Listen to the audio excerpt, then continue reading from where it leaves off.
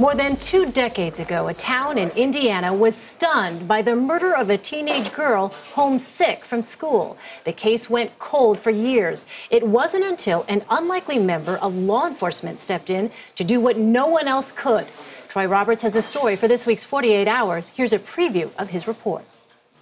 Since 1989, Gloria Widener has been mourning the loss of her teenage daughter, Amy, who was brutally murdered in her bedroom. I thought, they're going to see we're a good family and they'll figure this out. At home that day was Amy's little girl, 2-year-old Emily. Miraculously, she was unharmed. You have 24 years of always wondering why this happened. Why did they not find anyone? Is he still out there? Police believe that Amy had been killed by an acquaintance, one who left behind a bloody handprint.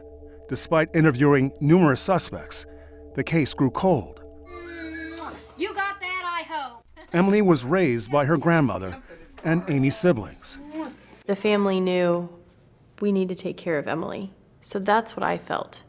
I felt the family who took care of me, the family who loved me and protected me. In 2011, when friends created a Remembering Amy Widener Facebook page, suddenly, the cold case heated up. The detective that was assigned to Amy's case didn't know how to print from Facebook. And he approached me originally and asked me, how do you print from Facebook? Detective Sergeant William Carter with the Indianapolis Metropolitan Police Department knew all about Facebook, using it, among other things, to monitor underage drinking. I'm just a civil-type police officer. Little did he know, he would soon be at the center of his first murder investigation. I really knew nothing about the case. My job was to print this Facebook memorial page out. I looked at it and then I read the case notes. It's something that I dove into and I just couldn't put it down. But no one asked you to read the file, did they? No. So what prompted you to just pick up the file and take it home and read 65 pages? Why were you intrigued? I think it was the photo we always saw of Amy, and it just kind of made it a personal thing for me. Did you have faith that he could solve this? Well, we really didn't know. No one else had. Detective Carter found it in his heart and who he is. Just have this determination to find who Amy's killer was. We expected to hear a name that we did not know, not someone that we knew. We probably all turned pale.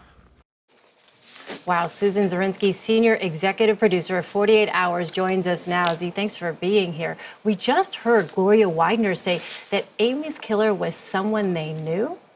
In fact, it was. You know, when cops originally looked at this, they looked at friends. There was a bloody handprint. But if somebody isn't in the system, it doesn't matter even if they leave DNA or fingerprints.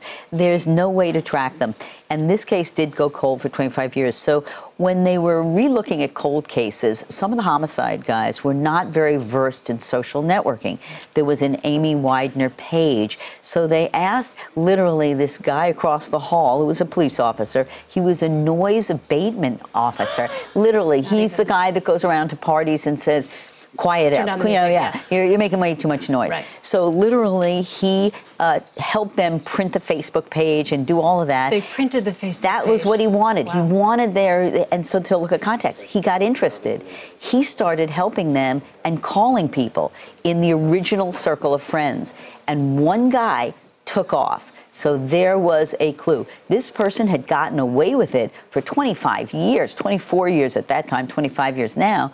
So it was crazy. It was crazy that it was a noise abatement officer. Right. And he ends up solving this homicide case. But in these cases, it's always like the person, the family member, the cop who won't give up. This one was a guy who was asked to just print a Facebook page, got interested. Wow. And what's really curious is they asked him, the Indianapolis Police Department said, would you want to join the homicide unit? And normally you'd think, well, yeah. He did not. He went back to being a noise abatement officer. But he continues his looking at unique cases to help them out. Sounds like he's got a knack for that. He does, he does. And, you know, this is arduous work, you know, going back 25 years. Who's alive? Who's dead? Who'll talk? Right. Who'll remember? But when this guy took off, they thought, wow, 25 years, got away with murder? Not so fast. Such an interesting story. Susan Zirinsky, thank you. And 48 Hours has a doubleheader this week. At 9/8 Central, you can catch Peter Van Sant's report, Love, Hate, and Obsession. And at 10/9 Central, Troy Roberts' Decades of Deceit. That's tomorrow, only on CBS.